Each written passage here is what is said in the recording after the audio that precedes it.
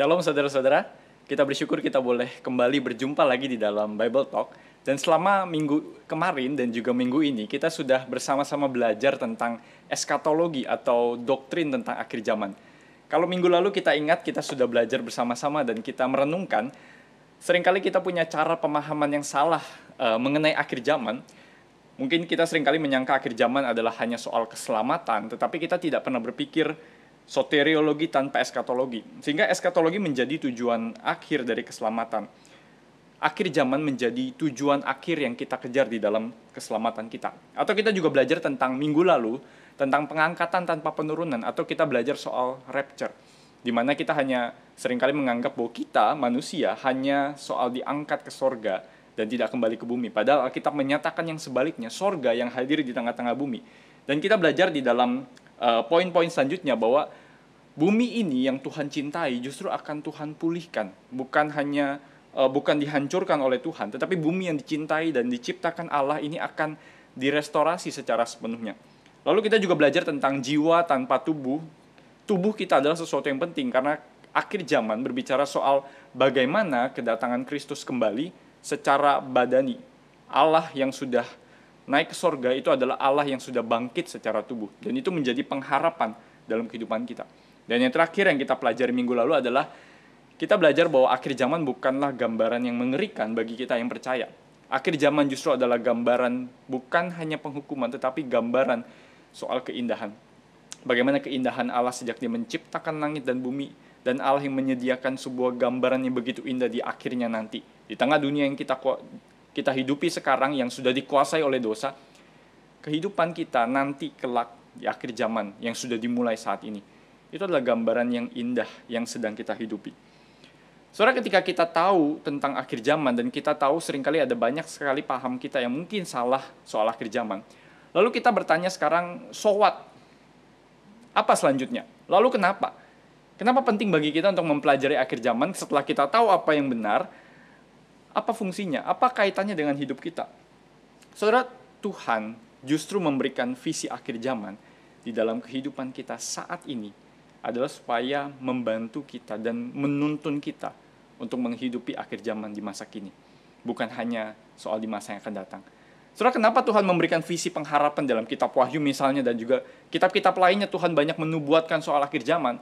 Karena Tuhan memberikan visi bagi kita orang percaya yang sedang hidup di tengah-tengah dunia ini. Saudara, kenapa?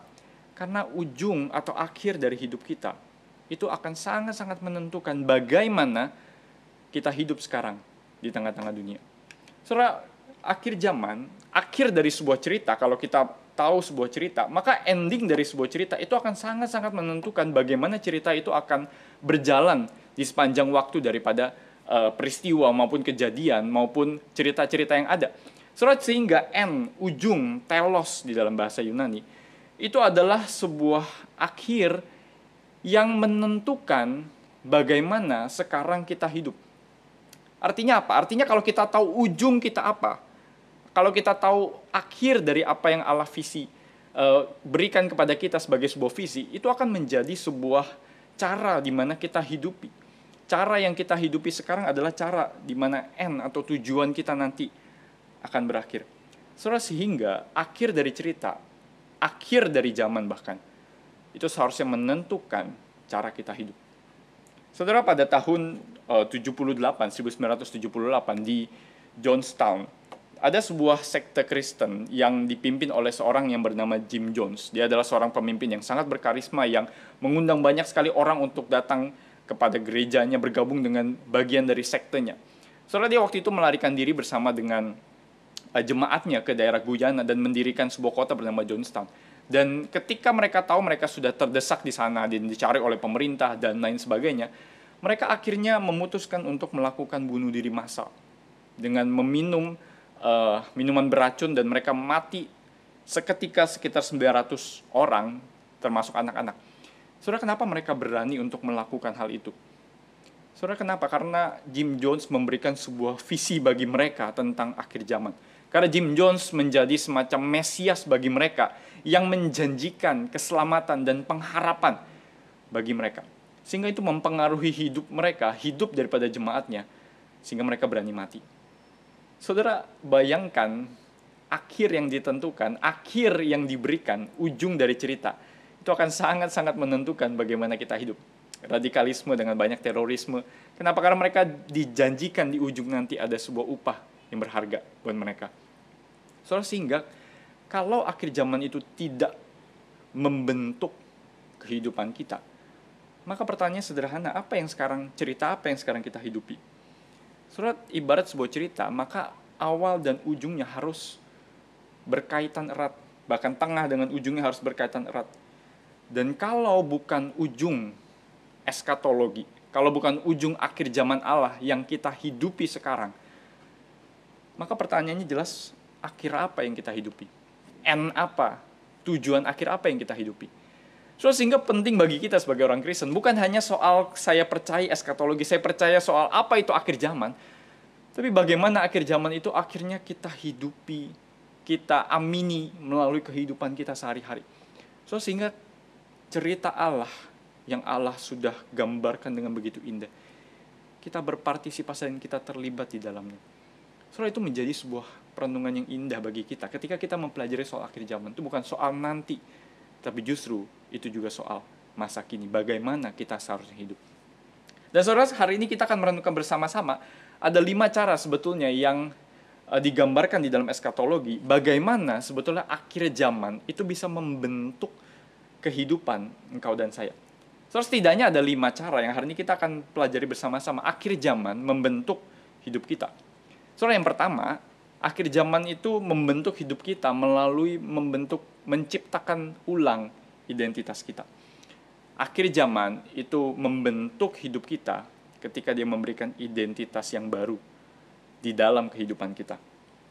So, kalau kita baca 2 Korintus 5 ayat 17, Paulus berkata, "Jadi, siapa yang ada di dalam Kristus, ia adalah ciptaan yang baru. Yang lama sudah berlalu, sesungguhnya yang baru sudah datang." Saudara, Paulus ketika dia menulis bagian ini, Paulus di sini tidak berbicara soal masa yang akan datang nanti ketika Tuhan Yesus datang kedua kali, tidak. Ketika Paulus mengucapkan hal ini, maka dia berkata bahwa sekarang kamu yang sudah percaya di dalam Kristus yang bangkit itu, kamu sekarang adalah ciptaan yang baru, yang sudah diubahkan, yang ada di dalam ciptaan yang baru, yang lama sudah berlalu, yang baru sudah datang. Kenapa? Karena bagi Paulus dan bagi kekristenan sendiri, kita percaya bahwa kebangkitan Kristus itu justru adalah bukti nyata bahwa akhir zaman itu sudah sampai ke dalam masa kini. Saudara, ketika Yesus bangkit, saudara, kebangkitan orang mati itu menjadi sebuah pengharapan yang mungkin baru pada saat orang-orang Yahudi pada zaman Tuhan Yesus. Tetapi orang-orang Yahudi waktu itu percaya bahwa akan tiba masanya di ujungnya nanti, di masa depan, bahwa Allah akan kembali bertahta di tengah-tengah dunia dan merestorasi dunia yang Allah ciptakan ketika Allah menciptakan dunia.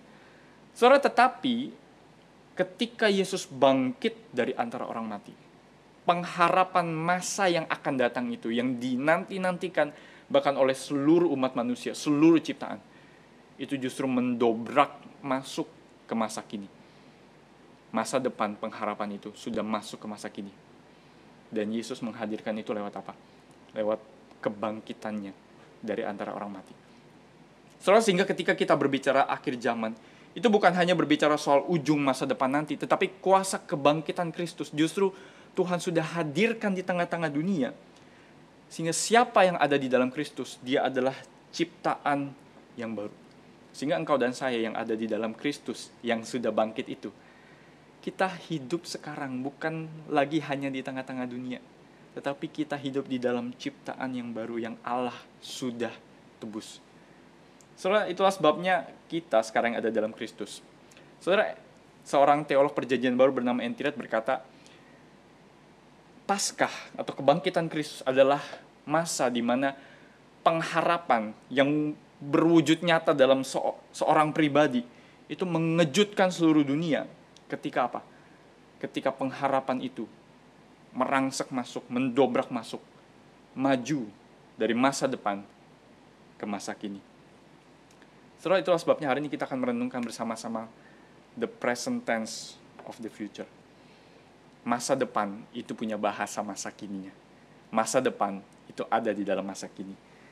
Saudara, Apa yang terjadi? Saudara, ketika kita berbicara soal present tense of the future, kemasa kinian dari masa depan, saudara, itu berarti di dalam akhir zaman, sorga itu mendobrak, dalam tanda kutip, mendobrak masuk ke bumi. Ketika Yesus bangkit dari antara orang mati dan Paulus berkata, inilah ciptaan yang baru. Inilah masa seperti seakan-akan ketika Yesus bangkit, Tuhan seakan-akan sedang menciptakan kembali dunia. Sama seperti Tuhan menciptakan kembali Adam dan Hawa dari debu dan tanah. Tuhan membangkitkan Yesus Kristus dari antara orang mati.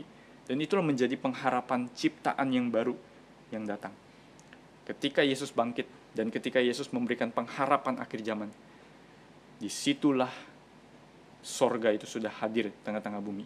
Walaupun betul belum digenapi secara sepenuhnya.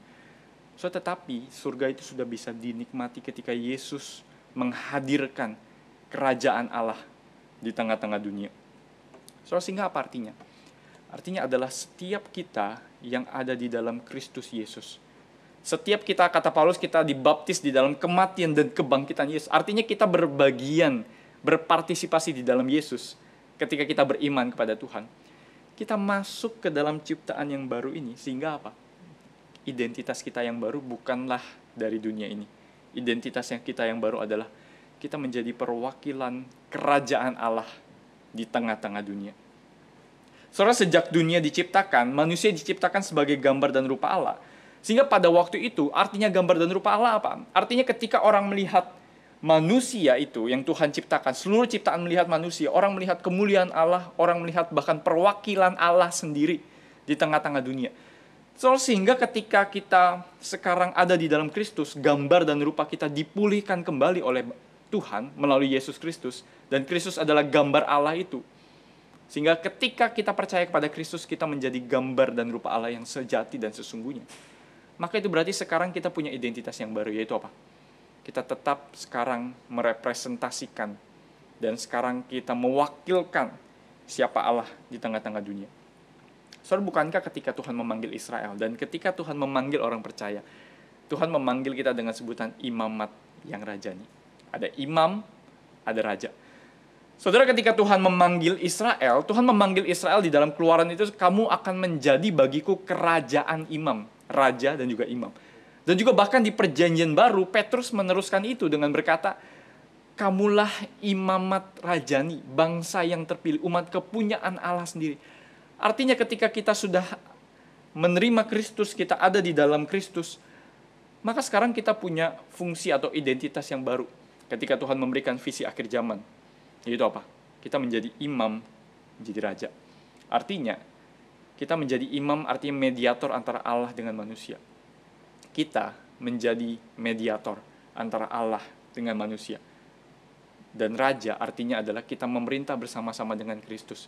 Kita mewakili Kristus di tengah-tengah dunia. Kita adalah perwakilan kerajaan Allah di tengah-tengah dunia. Sehingga ketika kita merenungkan identitas kita di akhir zaman, identitas kita adalah orang-orang yang menghadirkan kerajaan Allah di tengah-tengah bumi saat ini. Bukankah ketika Yesus mengajarkan murid-muridnya berdoa, Yesus berkata, karena itu berdoalah demikian, Bapa kami yang di surga, dikuduskanlah namamu, datanglah kerajaanmu, jadilah kehendakmu di bumi seperti di surga. Saudara, bukankah Tuhan rindu murid-muridnya, orang-orang yang dia kasihi, orang-orang yang sudah dia tebus, justru adalah orang-orang yang menghadirkan sorga di tengah-tengah bumi. Tapi seringkali kita tidak menghidupi identitas kita. Sehingga visi Allah di akhir zaman itu bisa kita hidupi saat ini dengan apa? Menjadi wakil Allah, menjadi mediator antara Allah dengan manusia. Dan hidup kita menjadi perwakilan kerajaan Allah di bumi. Sehingga ketika kita berbicara soal akhir zaman dan hidup kita bukan lagi berbicara soal apa yang Allah lakukan untuk kita. Tuhan mati buat kita selamat, betul. Tetapi itu bukan ujungnya. Kita tidak lagi hanya berbicara soal apa yang Tuhan lakukan untuk kita, tetapi apa yang Allah lakukan di dalam dan melalui kita. Ketika kita merenungkan tentang akhir zaman, kita sekarang berbicara soal bagaimana hidup kita sekarang. Tuhan bekerja di tengah-tengah dunia melalui kehidupan setiap kita. Sehingga akhir zaman itu menjadi lensa bagi kita untuk melihat kehidupan. Sama seperti kita ketika kita memakai kacamata atau kita menggunakan lensa kamera, saudara, maka lensa itu akan sangat-sangat menentukan apa yang akan kita lihat kemudian. Apa yang akan kita lihat, apakah gambarnya semakin tajam, apakah buram, kalau kacamata hitam maka akan semakin gelap, dan lain sebagainya. Saudara, lensa itu akan sangat-sangat menentukan bagaimana kita memandang sesuatu. Sehingga akhir zaman, visi Allah bagi dunia, visi Allah bagi kemanusiaan, visi Allah bagi keselamatan dunia, itu seharusnya menjadi lensa kehidupan kita. Bagi kita melihat segala sesuatu di dalam kehidupan kita. Sehingga itu bukan hanya bagi kita untuk melihat lensa, untuk melihat identitas kita, tetapi apa yang kita lakukan. Saudara, bagaimana akhir zaman itu kemudian membentuk apa yang kita lakukan. Saudara, selanjutnya kita akan melihat akhir zaman bukan hanya membentuk identitas kita, tetapi akhir zaman itu mempengaruhi hidup kita ketika dia membentuk misi kita, tugas kita di tengah-tengah dunia. Soalnya seringkali kalau berbicara soal misi, maka kita akan langsung sampai kepada pemikiran dan gambaran bahwa misi hanya dilakukan bagi hamba Tuhan atau misionaris yang terbeban untuk pergi ke satu pedalaman tertentu. Saudara, tetapi sesungguhnya ketika kita berbicara soal ciptaan baru, ketika kita berbicara soal akhir zaman yang membentuk masa kini, maka tugas dari misi bukanlah tugas dari misionaris saja. Tugas dari misi itu, misi Allah, itu dikerjakan justru di dalam diri orang-orang yang sudah Tuhan tebus. Gereja, kehidupan kita secara keseluruhan. Saudara, misi bukanlah tugas dari misionaris saja, tidak. Tapi misi adalah tugas dari setiap kita, orang-orang yang sudah mendengar berita Injil, yang sudah mendengar dan melihat visi Allah bagi dunia. Soalnya seringkali bagi kita, misi itu juga hanya soal kita penginjilan. Soalnya seringkali bagi kita, ketika kita berbicara soal misi dan akhir zaman, maka kita hanya berbicara soal penginjilan. Kita harus menginjili sebanyak mungkin orang sebelum Tuhan Yesus datang kembali. Saudara, itu benar. Tapi seringkali bagi kita akhirnya tidak memperhatikan dan kita tidak memperdulikan bagaimana orang-orang banyak itu membutuhkan kasih Tuhan. Bagaimana orang-orang banyak itu berada dalam kondisi yang kelaparan, dalam kondisi yang tertindas, dalam kondisi menghadapi ketidakadilan. Sehingga bagi kita, seringkali kita hanya peduli yang penting jiwanya selamat, tidak peduli dengan keadaan fisiknya sekarang, toh yang penting dia masuk surga. Saudara, sehingga ciptaan yang baru itu tidak main di dalam dua hal itu. Mementingkan hanya soal fisik semata. Seringkali saudara kita dicap, orang-orang dicap sebagai orang yang liberal jika dia hanya memperhatikan fisik atau sosial orang semata tanpa memperhatikan penginjilan. Saudara, sehingga di dalam akhir zaman ini, di dalam ciptaan yang baru, kita sadar bahwa tubuh itu penting. Sehingga kita tahu bahwa seharusnya penginjilan dan pelayanan sosial itu menjadi tugas yang sama. Itu menjadi seperti dikatakan, itu adalah dua tangan Injil. Saudara, seseorang itu akan merasa dihargai, merasa dikasih ketika dia tahu bahwa akhir zaman nanti segala sakit penyakit, segala harapannya itu akan digenapi di dalam Yesus Kristus. So, sehingga kita tidak bisa lagi preaching grace without doing justice. Kita tidak bisa lagi mewartakan anugerah Tuhan, tetapi kita tidak melakukan keadilan. Kita tidak melayani orang-orang yang kesulitan, orang-orang yang membutuhkan dengan dalih hanya soal jiwanya pergi ke sorga. Ketika Tuhan Yesus bangkit secara fisik. Dan Tuhan memberikan janji kita akan mengalami kebangkitan dari antara orang mati. Maka tubuh itu adalah sesuatu yang penting. Segala sesuatu yang di dalam hidup kita adalah sesuatu yang penting. Sehingga kita harus preaching grace.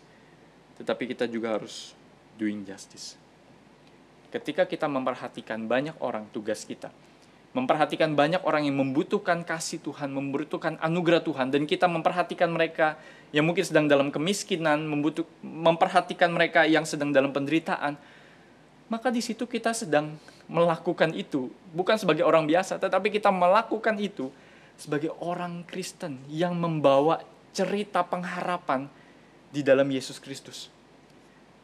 Kita membawa kisah Allah di dalam diri kita. Sehingga walaupun mungkin orang hanya melihat kebaikan kita, orang akan tahu bahwa ini adalah cerita yang berbeda, yang ditawarkan oleh seseorang yang ada di dalam Kristus. Sehingga kita bisa sadar bahwa hidup kita sebetulnya adalah misi Allah di tengah-tengah dunia. Saudara, orang Kristen mula-mula adalah orang-orang yang aneh, saudara. Kenapa? Karena orang Kristen mula-mula di gereja mula-mula, saudara, di abad pertama kedua, mereka itu tidak mau melakukan hal-hal yang biasa pada budaya saat itu. Mereka tidak mau menyembah berhala, mereka tidak mau masuk ke dalam pelacuran bakti, dan mereka tidak mau melakukan hal-hal lain yang normal dilakukan orang pada saat itu. So, sebaliknya, mereka membuat kaget banyak orang. Kenapa? Mereka bahkan rela disiksa, orang-orang Kristen.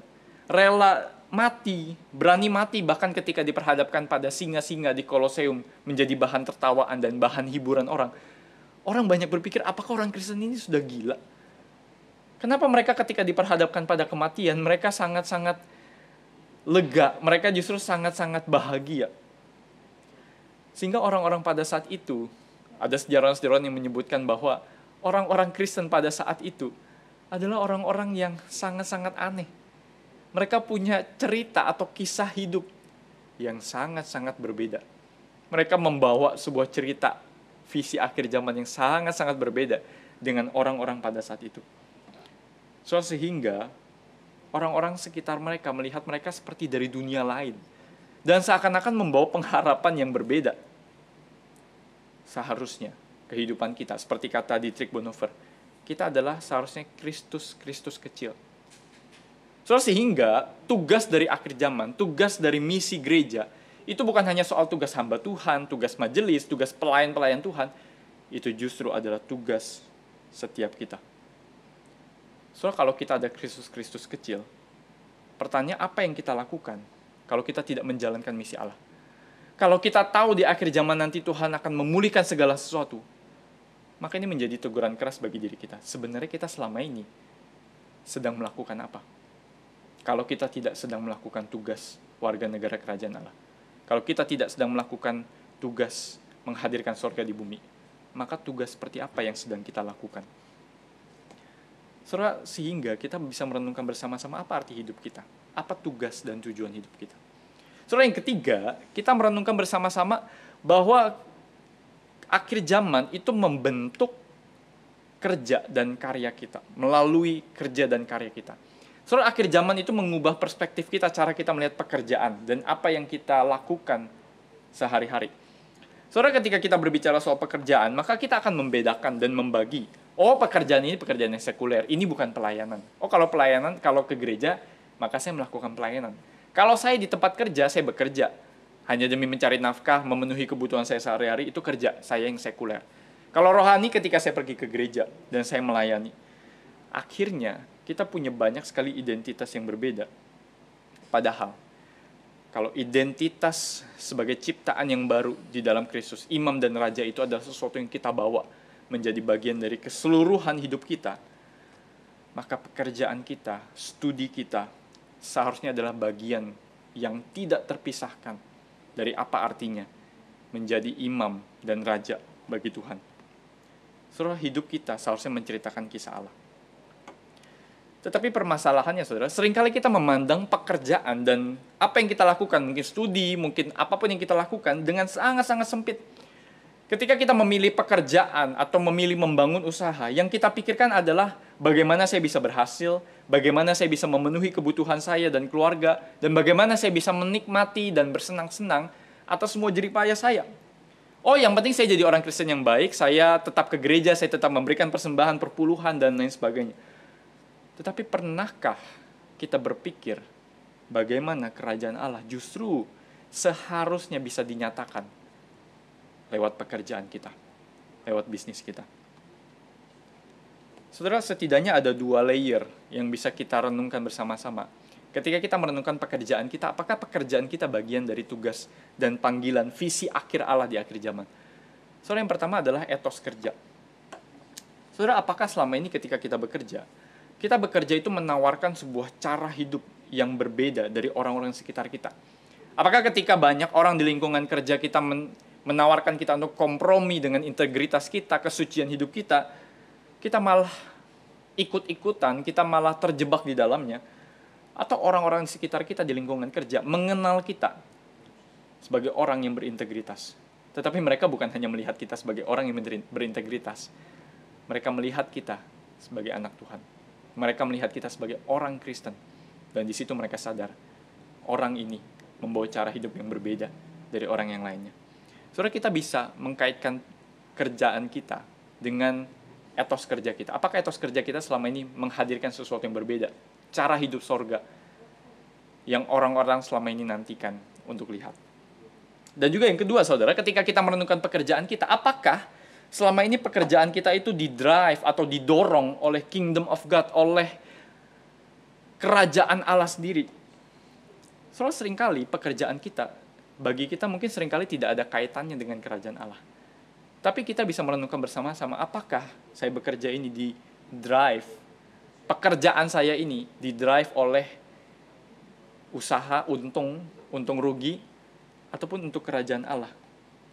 Saudara, apakah selama ini pekerjaan kita itu menghasilkan kebaikan bagi orang banyak?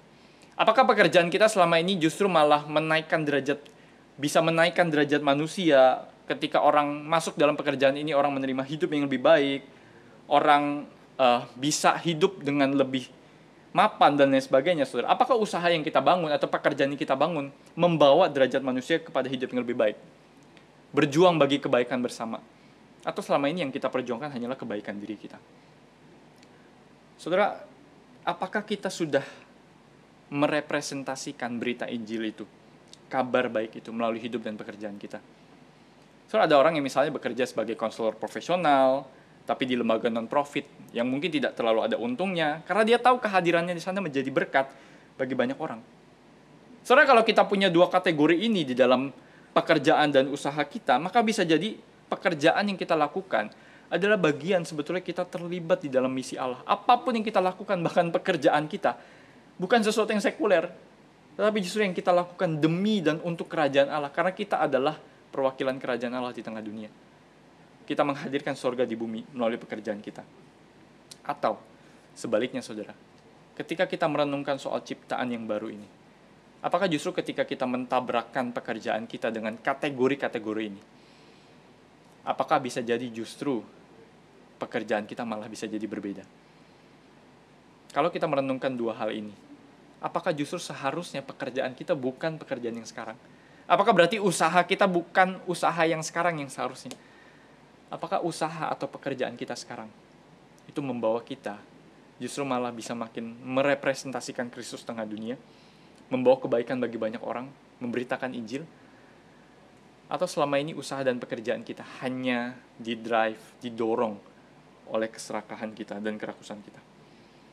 Saudara, ciptaan yang baru, kebangkitan Kristus yang hadir tengah-tengah dunia, itu menandakan satu hal, yaitu bahwa pekerjaan kita dan apa yang kita lakukan di dunia ini punya nilai kekekalan.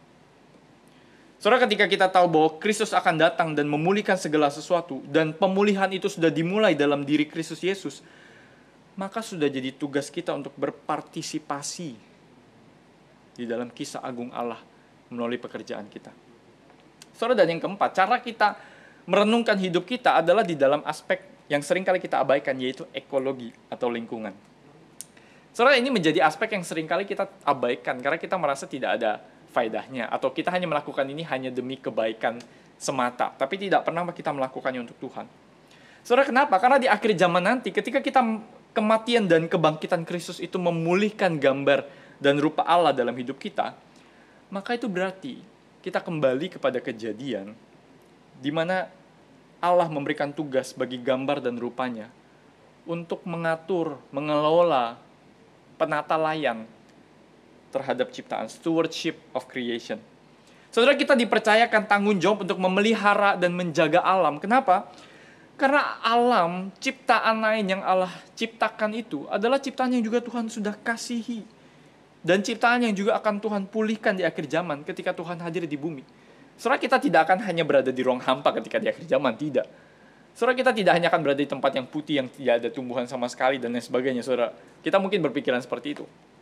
Tapi bukankah kalau kita membayangkan sebuah taman Eden yang indah, itulah yang Tuhan nikmati, dan itulah yang Tuhan ingin kita sebetulnya hidupi tengah-tengah dunia.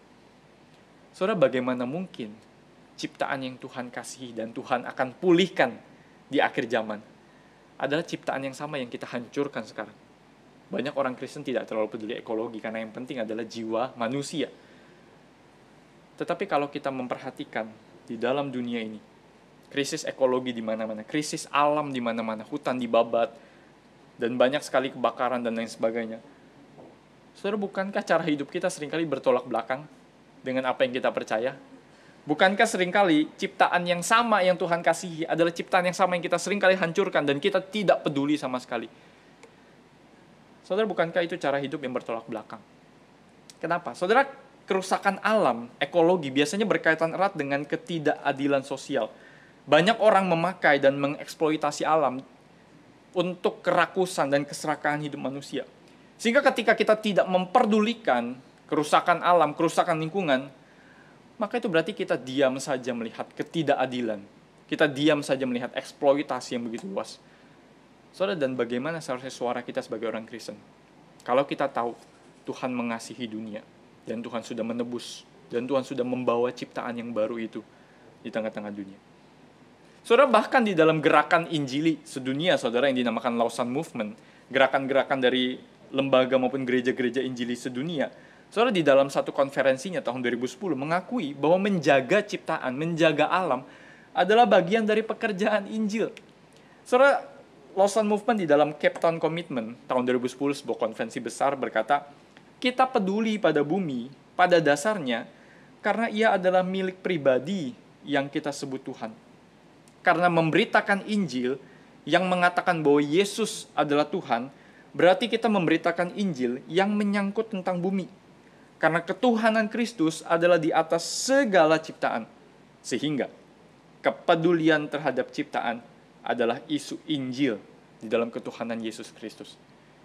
Kalau kita tahu dan kenal diri siapa kita, dan kalau kita memanggil Yesus sebagai Tuhan, maka sudah seharusnya kita mengasihi dan mencintai apa yang Tuhan juga kasihi dan cintai. Saudara, biarlah hidup kita menjadi bagian yang besar dari menjaga ciptaan. Karena itu adalah bagian dari keindahan yang Allah nyatakan di dalam kehidupan manusia. Saudara, dan yang terakhir, ini menjadi sebuah perenungan kita, karena akhir zaman seharusnya mempengaruhi kehidupan kita dengan di dalam aspek kita berpolitik. Saudara, ini menjadi isu yang mungkin jarang kita bicarakan juga, karena bagi kita, orang Kristen tidak seharusnya masuk ke dalam politik, atau karena politik sudah terlalu carut-marut, iman kita tidak usah kita kaitkan dengan politik, karena akan menjadi sebuah hal yang sangat-sangat tidak ideal dan tidak baik. Saudara, tetapi bukankah gambaran yang Yesus berikan adalah gambaran dalam tanda kutip yang sangat-sangat politis? Saudara, kita menganggap Yesus sebagai raja, dan orang Kristen mula-mula menganggap Yesus, menyebut Yesus sebagai Tuhan, Lord, Kurios. Saudara, itu adalah sebutan yang biasa digunakan kepada kaisar. Sehingga kalau orang-orang Kristen pada abad mula-mula menyebut Yesus sebagai raja, Tuhan, maka itu berarti mereka sedang mempertentangkan Yesus dengan kaisar yang berkuasa pada saat itu. Saudara, sehingga orang Kristen seharusnya punya kepekaan dan kepedulian terhadap politik. Saudara, Yesus menawarkan sebuah jalan hidup. Ketika Yesus menawarkan sebuah jalan hidup, Yesus sebetulnya menawarkan sebuah spiritualitas berada di dalam dunia, tetapi tidak berasal dari dunia. Saudara, dua ketegangan ini, dua hal ini sangat-sangat penting, saudara, ketika kita hidup di tengah-tengah dunia. Saudara, kita ada di dalam dunia, kita harus akui itu. Kita ada dalam dunia, sehingga kita harus hidup tengah-tengah dunia, mewakilkan kerajaan Allah.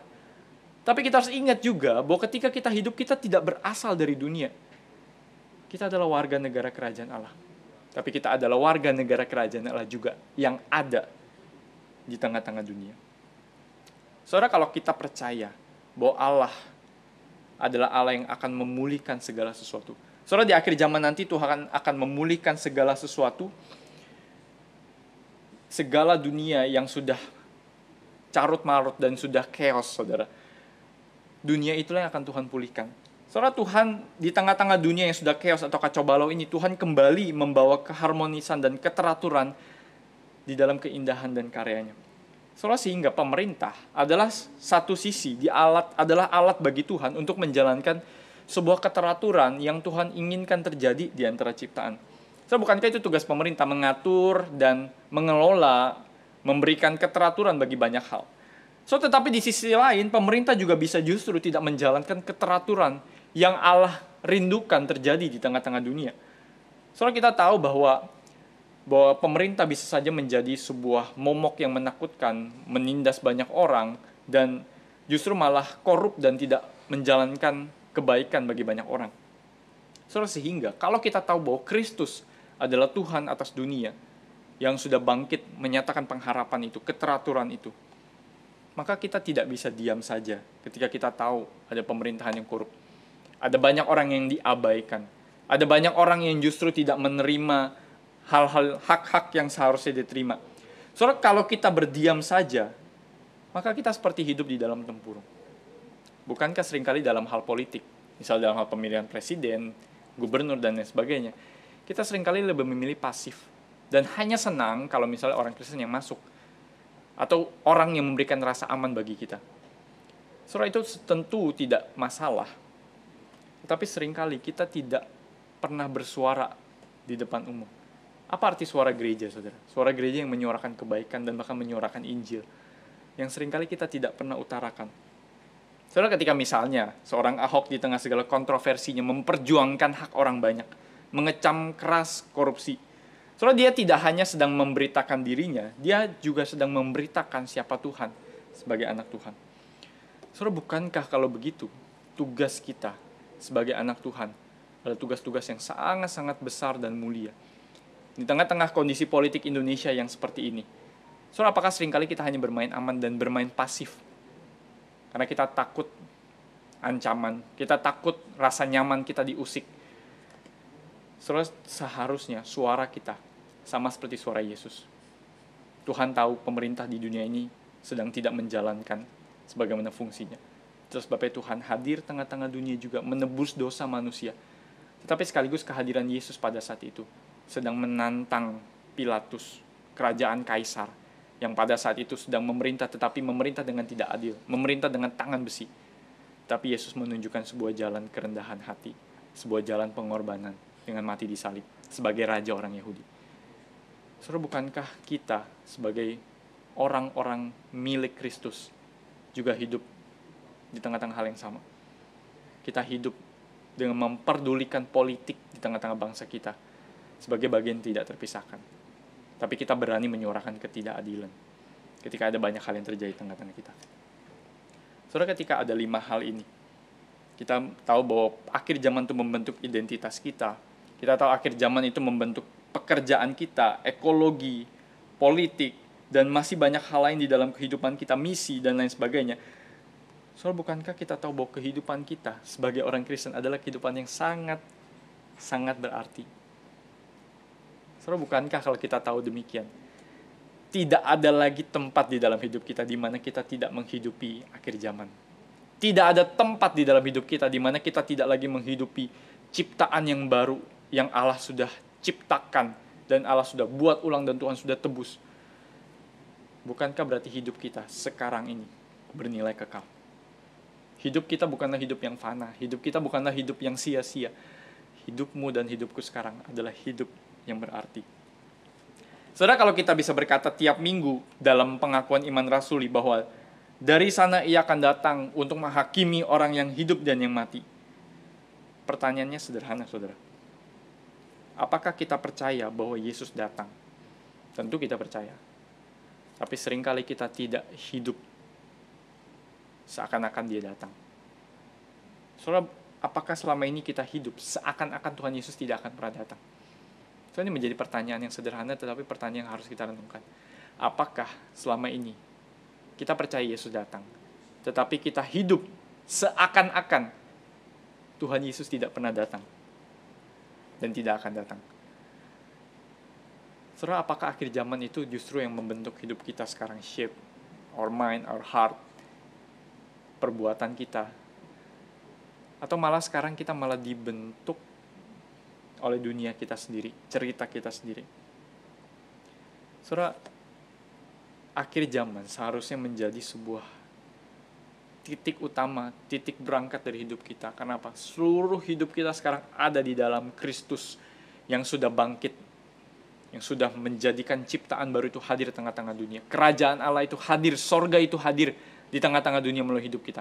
Sehingga sudah seharusnya seluruh bagian hidup kita adalah bagian dari kerajaan Allah. Orang melihat hidup kita sebagai perwakilan kerajaan Allah di tengah-tangah dunia. Sehingga Injil Kristus, kasih dan kuasa Kristus itu diberitakan lewat seluruh bagian hidup kita.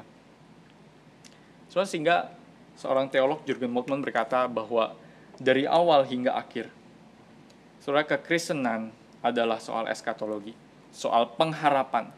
Kekristenan adalah soal melihat dan bergerak ke depan. Dan karena itu sudah seharusnya ketika kita melihat ke depan, itu merevolusi dan mentransformasi masa kini. Saudara, eskatologi itu bukan salah satu elemen kekristenan, tetapi perantara yang olehnya iman Kristen dibangun. Seperti sinar fajar yang merebak, ya, segala sesuatu di sini dalam penantian fajar hari yang baru. Saudara, apakah hidup kita sekarang seperti sebuah secercah harapan bagi dunia? Atau seringkali hidup kita malah menjadi hidup yang tidak berdampak. Terang itu sudah meredup. Dan orang tidak melihat pengharapan ciptaan yang baru itu dalam hidup kita. Saudara, biarlah akhir zaman itu membentuk hidup kita seutuhnya dan sepenuhnya. Sehingga kita bisa berkata seperti Paulus berkata, di dalam kehidupan kita, bahwa apa? Karena itu saudara-saudaraku yang kekasih, berdirilah teguh, jangan goyah, dan giatlah selalu dalam pekerjaan Tuhan. Sebab kamu tahu bahwa dalam persekutuan dengan Tuhan, jerih payahmu tidak sia-sia. Saudara, Paulus menulis ini dalam kaitan dengan apa? Kalau kita baca di dalam pasal 15, Paulus menulis ini dalam kaitan kebangkitan Kristus dan janji bahwa kita akan dibangkitkan bersama-sama dengan Kristus di akhir zaman. Apa yang membuat hidupmu dan hidupku berarti sekarang sebagai orang Kristen? Adalah karena kita tahu apa yang kita lakukan sekarang sebagai warga negara kerajaan sorga. Apa yang kita lakukan sekarang menghadirkan sorga di bumi. Setiap kerja dan karya kita, setiap diri kita di tengah-tengah dunia yang sudah rusak ini bernilai kekal. Bukankah itu berarti hidupmu dan hidupku tidak pernah sia-sia? Kenapa? Karena itu sudah ditebus dan sudah dinyatakan di dalam Yesus Kristus yang sudah datang, pengharapan yang sudah datang itu. Sehingga setiap jejak langkah kita, setiap pekerjaan tangan kita, setiap perkataan mulut kita, setiap pikiran dan hati kita, itu bernilai kekal. Karena ada kerajaan Allah yang dinyatakan di tengah-tengah dunia, melalui dan di dalam kehidupan kita oleh Tuhan sendiri. Saudara, biarlah eskatologi akhir zaman itu yang membentuk hidup kita dan membawa hidup kita melihat ke depan kepada Yesus Kristus sendiri yang akan datang, sudah datang, dan nanti akan datang kembali. Kiranya Tuhan memberkati setiap kita.